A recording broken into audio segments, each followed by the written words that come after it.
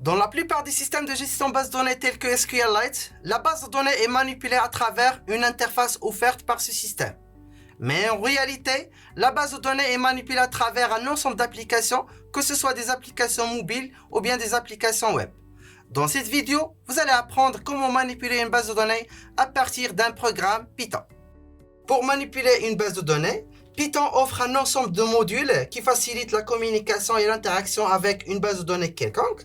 Pour notre cas, on utilise une base de données SQLite. Donc pour travailler avec cette base de données, donc on a besoin d'un module spécial. Donc c'est le module SQLite 3. Donc cet module sert comme une interface entre une application Python, ça veut dire notre programme Python, et la base de données SQLite. Bien sûr, cette module-là conforme à la norme Python DBI API 2.0. Donc cette norme permet de définir quelles sont les requêtes acceptables et comment écrire une requête. Donc pour exécuter une requête quelconque, qu'est-ce qu'il faut faire? Donc on a besoin d'écrire une opération SQLite, donc par exemple l'insertion, une requête d'insertion insert, ou bien une requête de modification, ou bien une requête d'insertion. Donc le module SQL3 récupère cette requête-là et envoie la requête vers la base de données, le système de gestion de base de données SQLite. Donc SQLite traite la requête et retourne le résultat. Donc une fois SQLite récupère les résultats, donc le résultat est retourné au programme Python. Après, qu'est-ce qu'il faut faire? Il faut manipuler le résultat dans le programme Python. Cette interaction, c'est simple. Donc ici, ce qui facilite cette interaction, c'est le module fourni par Python. Donc bien sûr, cette module-là, ce n'est pas la peine de l'installer. Donc elle est préinstallée à partir de la version 2.0 de Python.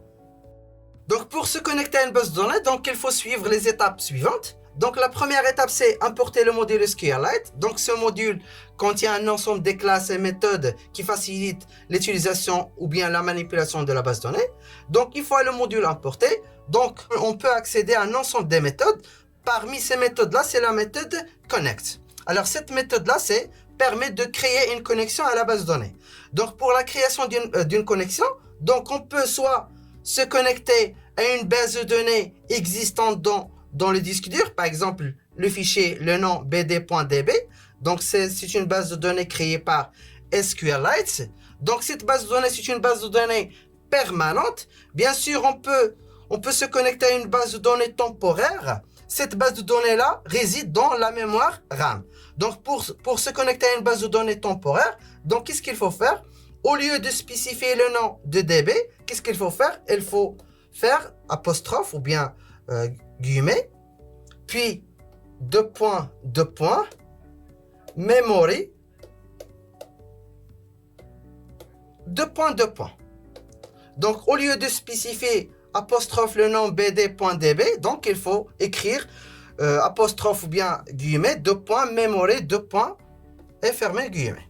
Donc si on spécifie memory, donc la base de données, c'est une base de données temporaire, elle réside dans la mémoire RAM. Par contre, si on spécifie un nom de fichier, donc ce fichier-là existant dans le disque dur. Donc c'est une base de données permanente. Donc une fois la connexion est créée, qu'est-ce qu'il faut faire? Il faut créer un objet cursor. Alors cet objet cursor, permet de faire la liaison, ou bien elle sert comme un passerelle entre la base de données SQLite et notre programme Python. Donc pour créer ce cursor-là, donc on va instancier une variable curseur égale connexion. Donc le nom de la connexion créée ici, point cursor. Donc appeler la méthode cursor. Donc une fois appelé la méthode, donc un objet de la classe cursor est instancié. Donc maintenant, une fois le curseur est créé, donc on peut créer des tables, insérer des données, faire la sélection et ainsi de suite. Alors une fois la manipulation est terminée, donc qu'est-ce qu'il faut faire? Il faut fermer la connexion à la base de données. Donc pour fermer la connexion à la base de données, donc on va faire connexion.close. Donc on va voir un exemple. Voici un exemple pour manipuler une base de données ou bien pour créer une connexion à la base de données.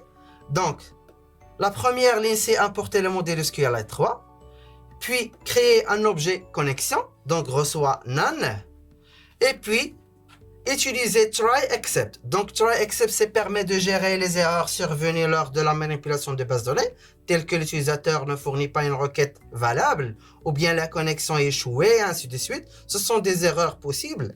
Donc pour gérer ce type d'erreur, donc il faut gérer les exceptions. Donc vous pouvez revenir sur la capsule gestion des erreurs pour savoir plus de détails sur try except. Alors ce qui nous intéresse de plus, c'est à l'intérieur de try except. Donc qu'est-ce qu'on va faire? On va créer un objet connexion. Donc connexion SQLite 3.connect et puis préciser le nom de la base de données. Donc si on spécifie un fichier .db, donc c'est une base de données permanente. Sinon on peut utiliser deux points memory pour utiliser une base de données temporaire. Donc cette base de données réside dans la mémoire RAM. Alors une fois la connexion est créée, donc il faut créer un curseur. Donc c'est le passerelle entre une base de données et le programme Python. Donc pour créer ce curseur là, donc on va utiliser une variable curseur égale connexion.cursor. Donc une fois cette ligne exécutée, donc un objet curseur est créé. Maintenant, après, qu'est-ce qu'il faut faire? Il faut exécuter les requêtes SQL telles que l'insertion, la modification, la suppression et ainsi de suite. Donc une fois qu'on a terminé la manipulation de la base de données, donc on va faire except. Donc try except dans le même niveau. Donc except SQLite 3.error. Donc cet objet là c'est un objet exception. Donc cet objet permet de gérer l'ensemble des erreurs rencontrées lors de la manipulation d'une base de données. Donc une fois une erreur est gérée ou bien est survenue, donc il faut afficher le type d'erreur. Et puis finally. Donc finally sert à exécuter un ensemble des instructions avant la terminaison du programme. Donc dans notre cas, avant de terminer le programme, qu'est-ce qu'il faut faire? Il faut fermer la connexion. D'abord, il faut vérifier ce que la connexion est ouverte. Donc si la connexion est ouverte, qu'est-ce qu'il faut faire? Il faut fermer la connexion. Sinon, il faut ignorer cette instruction-là. La création et la manipulation d'une base de données en utilisant Python, c'est une opération simple puisque Python offre un ensemble des modules qui facilitent cette utilisation. Dans notre exemple, on a utilisé une base de données SQLite 3. Donc pour utiliser cette base de données, il suffit d'importer le module SQLite 3. Pour les autres systèmes de gestion de base de données tels que MySQL, il faut choisir le bon module. Une fois le bon module est choisi, les méthodes pour la connexion et l'exécution des requêtes restent les mêmes. Merci pour votre attention et à la prochaine.